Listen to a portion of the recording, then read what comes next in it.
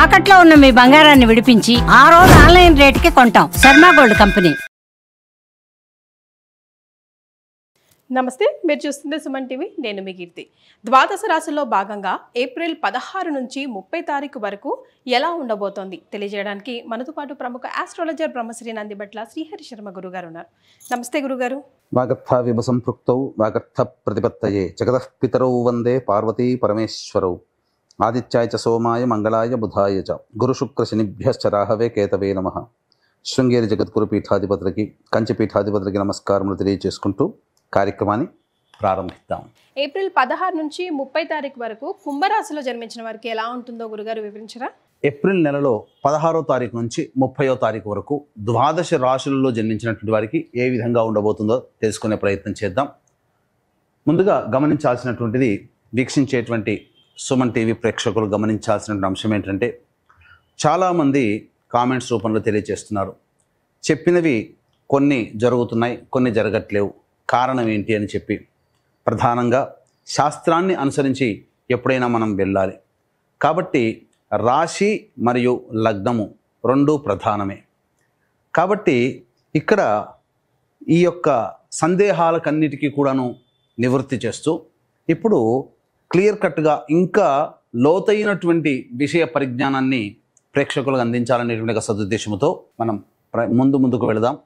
ముఖ్యంగా అందరికీ కూడా గుర్తుపెట్టుకోండి, జన్మ లగ్నం అని ఉంటుంది, జన్మ నక్షత్రాన్ని బట్టి రాశి ఉంటుంది. కొంతమందికి date of birth, time, place తెలియవు. కాబట్టి పేరులో మొదటి అక్షరం ఏది ఉంటుందో దానిని బేస్ చేసుకొని ఆ రాశిని మనం చూసుకోవాలి. అయితే నామ నక్షత్రంలో కూడా చాలామంది పొరపాటు పడుతున్నారు.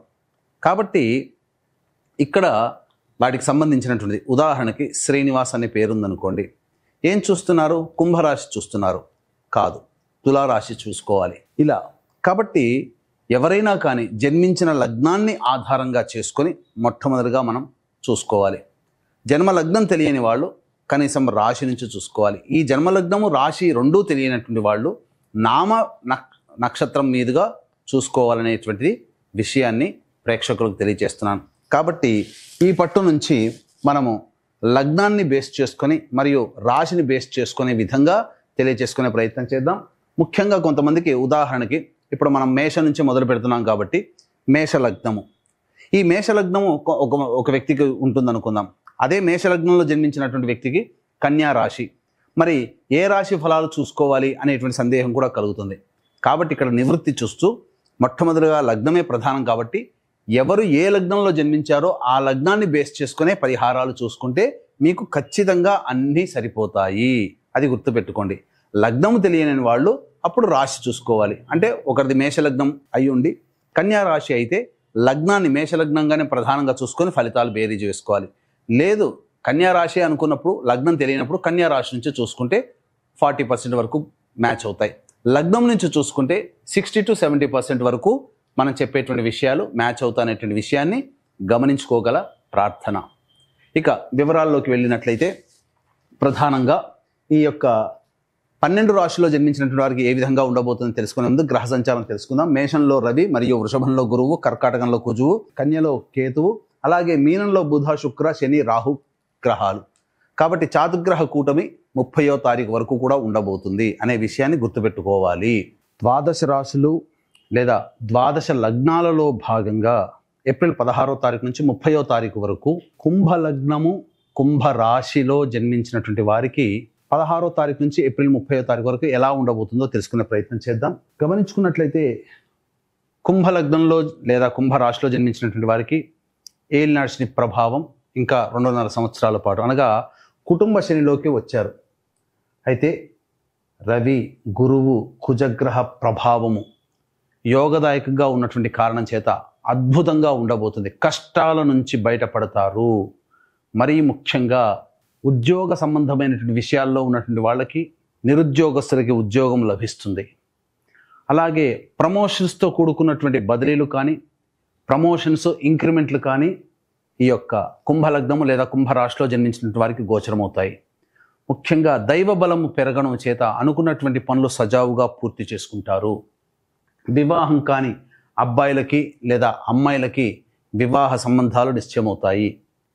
వ్యాపార రంగంలో ఉన్నటువంటి వాళ్ళు ప్రధానంగా వ్యాపారంలో విస్తరణకి అనగా కొత్త వ్యాపారాలకి విస్తరణకి మీరు మార్పు చెందకుండా ఉన్న వ్యాపారాన్ని కంటిన్యూ చేసుకుంటూ ఉన్నట్లయితే తప్పకుండా అటువంటి వ్యాపారంలో మీకు అభ్యున్నతి పెరుగుతుంది. స్పెక్యులేషన్ రంగంలో ఉన్నటువంటి వాళ్ళు జాగ్రత్తలు పాటించాలి, నష్టాలు చవి చూసే అవకాశము గోచరమవుతుంది అని చెప్పవచ్చు.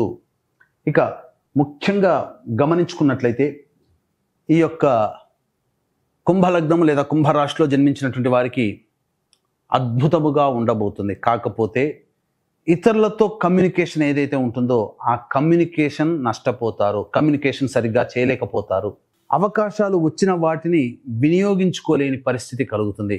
కాబట్టి దైవానుగ్రహం తప్పనిసరి.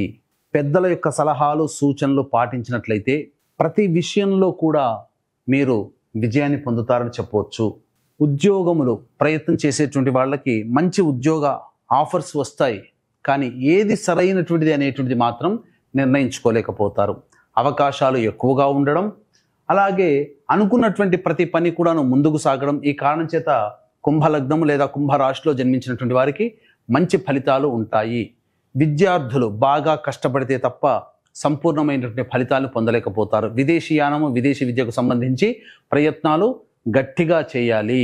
అదృష్టము తోడైతేనే మీరు ముందడుగు వేస్తారని చెప్పవచ్చు. ఏతావాత చెప్పుకొచ్చేది ఏమిటంటే ఈ యొక్క కుంభలగ్నం లేదా కుంభరాశిలో జన్మించినటువంటి వారికి దైవానుగ్రహం తప్పకుండా ఉండి తీరాలి.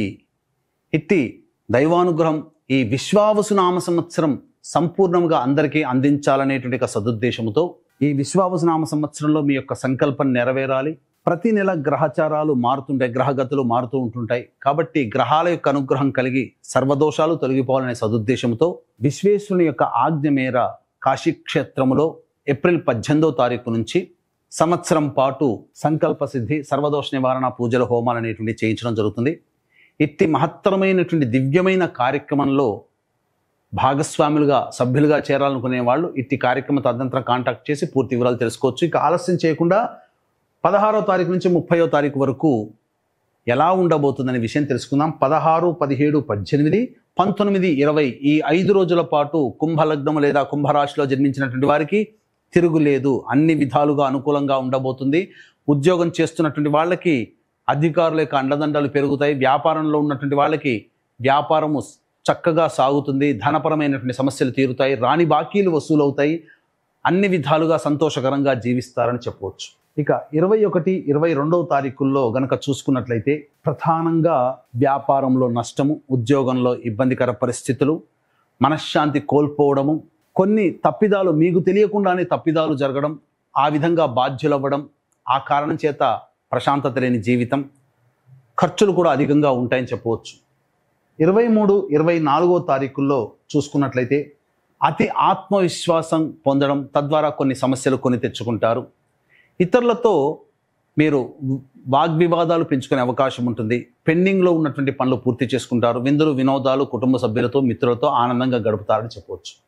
25, 26వ తారీఖుల్లో కనుక చూసుకున్నట్లయితే కుటుంబ సభ్యులతో వాగ్వివాదాలు పెరుగుతాయి.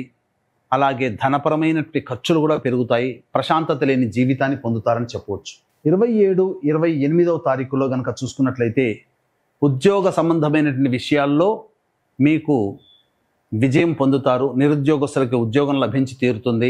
ప్రమోషన్స్ కూడా పొందే అవకాశం గోచరమవుతుంది. మరీ ముఖ్యంగా వివాహం కావాల్సిన అబ్బాయిలకి అమ్మాయిలకి సంతోషకరమైనటువంటి వార్తలు వింటారని చెప్పవచ్చు. 29, 30వ తారీఖుల్లో కనుక చూసుకున్నట్లయితే వాహనాన్ని నడిపేటప్పుడు జాగ్రత్తలు పాటించాలి. గృహ మరమ్మతులు, వాహన మరమ్మతులకి అధికంగా ఖర్చులు అవుతాయి. అంతే ముఖ్యంగా అజీర్తి మరియు ఎసిడిటీ ప్రాబ్లమ్స్తో ఎక్కువగా అనారోగ్యం పాలే అవకాశాలు గోచరమవుతున్నాయి. ఇంట్లో కంటే ఎక్కువగా బయట గడుపుతారు. ధనపరమైనటువంటి ఖర్చులు కూడా అధికంగా ఉంటాయని చెప్పవచ్చు.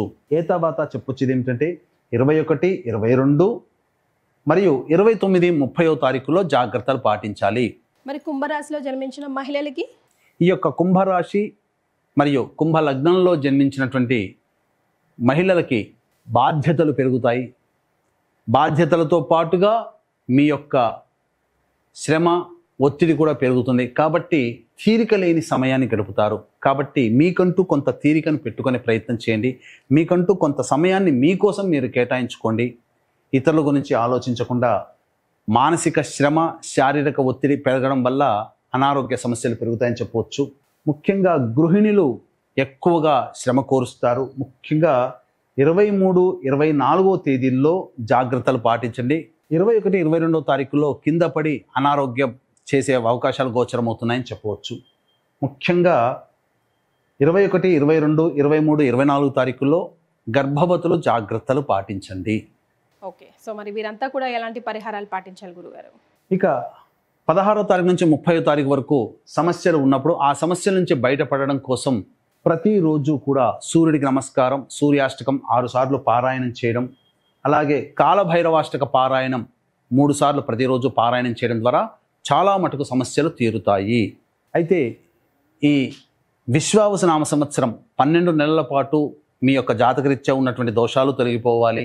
ఈ విశ్వావసునామ సంవత్సరంలో మీ యొక్క సంకల్పం నెరవేరాలనే సదుద్దేశంతో కాశీ విశ్వేశ్వరుని యొక్క ఆజ్ఞ మేర కాశీ క్షేత్రంలో ఏప్రిల్ 18వ తారీఖు రోజున సంకల్ప సిద్ధి సర్వదోష నివారణ పూజలు, హోమాలు ప్రారంభమవుతాయి. ప్రతి నెల ఒక్కొక్క క్షేత్రంలో ఈ కార్యక్రమాలు జరుగుతాయి. అవకాశం ఉన్న వాళ్ళు సంవత్సరం పాటు ఇటువంటి కార్యక్రమంలో సభ్యత్వం ఎలా తీసుకోవాలనే విషయాల గురించి కార్యక్రమ తదనంతరం కాంటాక్ట్ చేసి తెలుసుకోవచ్చు.